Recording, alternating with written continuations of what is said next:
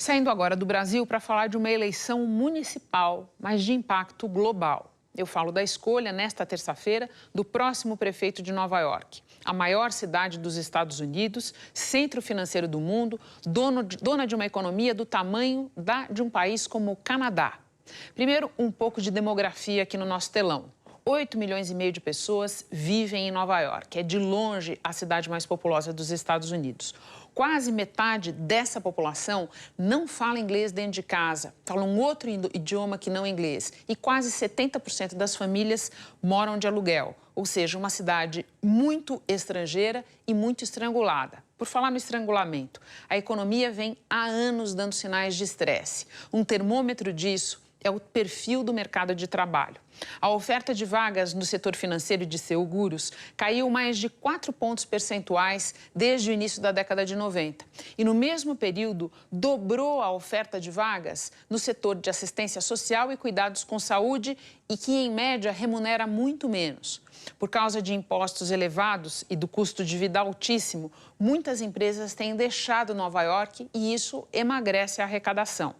A remuneração por hora no setor privado subiu 3% no país, nos Estados Unidos como um todo, desde 2020, enquanto Nova York ela caiu 9 pontos percentuais. E para a gente ter uma ideia do que a gente está falando quando fala em custo de vida, o aluguel médio em Nova York é de 3.600 dólares, mais do que o dobro da média nas 50 maiores cidades americanas. O gasto anual para manter uma criança na creche está na casa dos 26 mil dólares.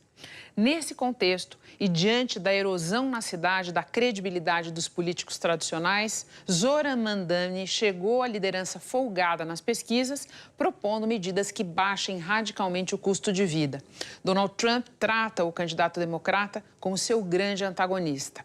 Ao vivo, o Jorge Pontual vai explicar os muitos ineditismos contidos nessa eleição. Boa noite, Pontual. Boa noite, Renata. Boa noite a todos.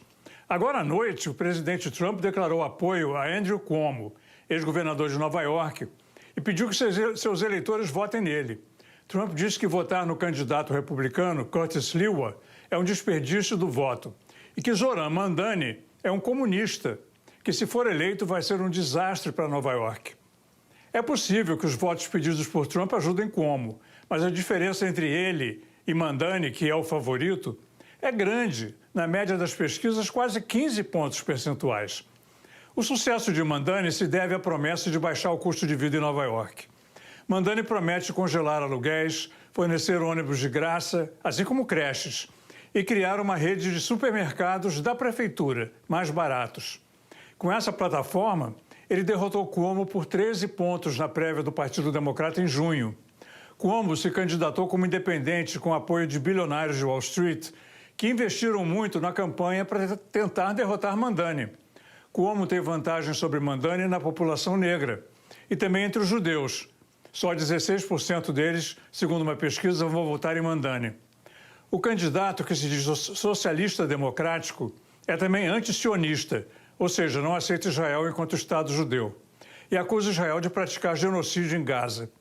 Votam predominante em Mandani os jovens e os eleitores de menos de 50 anos. Os mais velhos preferem Cuomo. Se for eleito, Mandani, de 34 anos, será o primeiro muçulmano e o primeiro descendente de indianos a governar Nova York. O cargo de prefeito da cidade é considerado o mais difícil depois da presidência da República Americana e com quase tanta visibilidade quanto a presidência. Mas, se eleito, o problema maior de Mandani será a oposição de Trump. A cidade precisa das verbas federais para funcionar. E Trump já disse que não vai ajudar, Renata.